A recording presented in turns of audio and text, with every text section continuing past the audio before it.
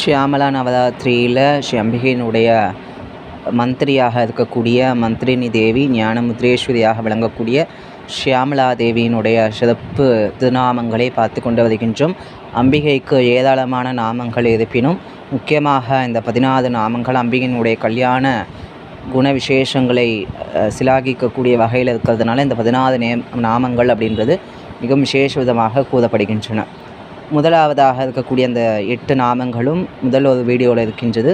இரண்டாவதாக இருக்கக்கூடிய நாமங்கள் அப்படின்னு பார்க்கும்பொழுது 9வது திருநாமம் வீணாவதி அப்படின்னு சொல்லக்கூடிய திருநாமம். வீணையை ஏந்திய தேவியாக இருக்கக்கூடியவள், மாணிக்கம் பதித்த அந்த வள்ளக்கி அப்படின்ற வீணையை அம்பிகை ஏந்தி இருக்கிறதுனால அவளுக்கு வீணாவதி அப்படின்ற திருநாமமும் இருக்கின்றது. 10வதாக திருநாமம் வைணிகி அப்படின்னு சொல்லக்கூடியது.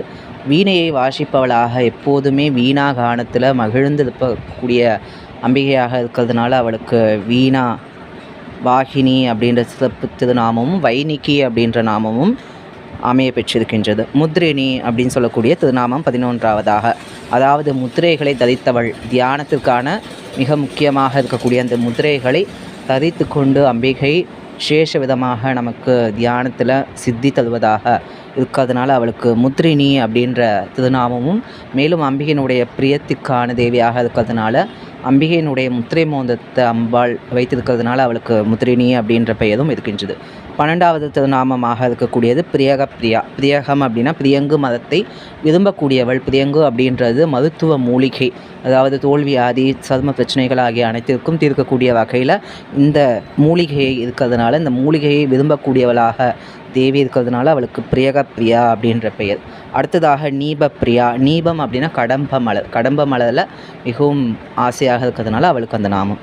14வதாக திருநாமமாக இருக்கக்கூடியது கதம்பேஷி, அதாவது கடம்ப மரங்களுக்கு தலைவியாக விளங்கக்கூடியவள். மதுரை மாநகர் இப்போ இருக்கக்கூடிய ஸ்தலம் அப்படின்றது கடம்பவனமாக இருந்த காரணத்தால் அந்த கடம்பவனத்தில் அருள்பாலிக்கக்கூடிய தேவியாக இந்த ராஜ மாதங்கி இருக்கிறதுனால அவளுக்கு கதம்பேஷி, அதாவது கடம்ப மரங்களுக்கெல்லாம் தலைவியாக இருக்கக்கூடிய தேவியாகவும் இந்த திருநாமம் வாய்க்க பெற்றிருக்கின்றது. 15வதாக திருநாமம் கதம்பவன வாசினி, அதாவது இந்த கடம்ப மதங்களுக்கு தலைவியாக இருந்த போதிலும் கடம்ப மரத்தை விரும்பக்கூடிய தேவியாகவும் கடம்ப வனத்தில் வாசிக்கக்கூடிய பராசக்தியாகவும் இவள் இருக்கிறதுனால இவளுக்கு கடம்ப வனவாசினி அப்படின்ற சிறப்பு திருநாமமும் இருக்கின்றன. 16வது திருநாமமாக இருக்கக்கூடியது சதமாதா அப்படின்னு சொல்லிட்டு எப்போதுமே மகிழ்ச்சியில் இருக்கக்கூடியவள். அந்த சகஸ்ரார பத்மத்தில் வாதசாந்த பெருவழியில் அம்பிகை அமிர்த கடலாக இணையதும் திளைத்து கொண்டிருக்கக்கூடிய அந்த மோட்சத்தை கொடுக்கறதுனால அவளுக்கு சதமாதா அப்படின்ற சிறப்பு பெயரும் இருக்கின்றது.